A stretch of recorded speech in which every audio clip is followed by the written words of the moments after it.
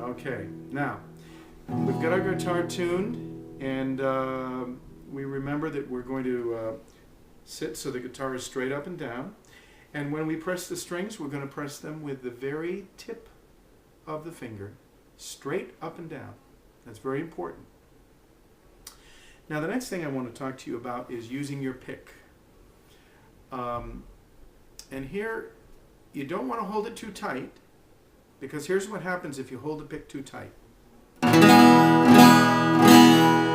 It plays the strings hard and loud, and it just doesn't sound good.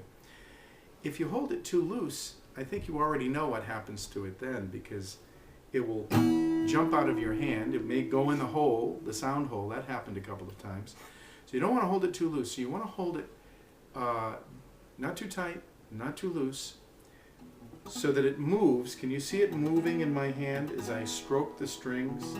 It stays in my hand, but it moves. And that's the way I'd like you to hold your pick. Comfortably, like so, between your thumb and your forefinger, first finger. Not too tight, not too loose. And that will come with time. You'll get comfortable with it. And it won't always be falling out of your hand and going in the sound hole. And it won't sound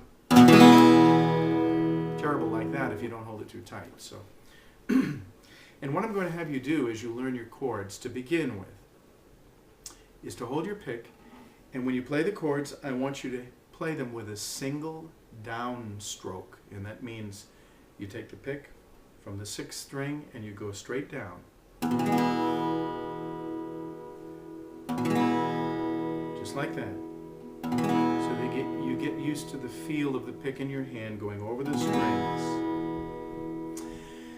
Now the first chord that I taught you, or that we started to learn last time, was the C chord. I think I started with the A, but that was a little hard because your guitar is smaller, and that means the frets are closer together, and it's harder for you to fit 3 fingers in one fret. So I'm going to start with the C chord, and in your book you can refer to the chord chart, and you'll see that the C is putting your first finger on the 2nd string on the 1st fret, like that, and your 2nd finger is on the 4th string on the 2nd fret.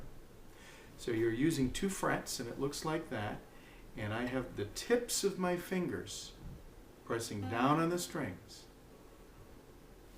and it sounds like that. Whenever you play a chord, you want to make sure that every string has a sound, especially the ones that you're pressing down. So this is what I suggest you do. Before you move your hand down with a downstroke, use your pick on every string separately. So you go like this.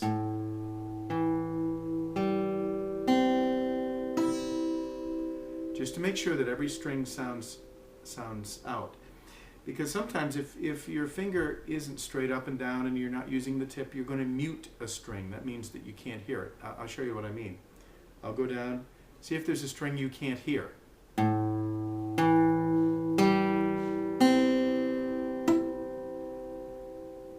Hear that last string or the first string? It's muted. That means you can't hear it because I'm getting lazy with my finger and I'm not holding it straight up and down. Now I'm going to do it again. Let's see if I can fix that. There's the last string.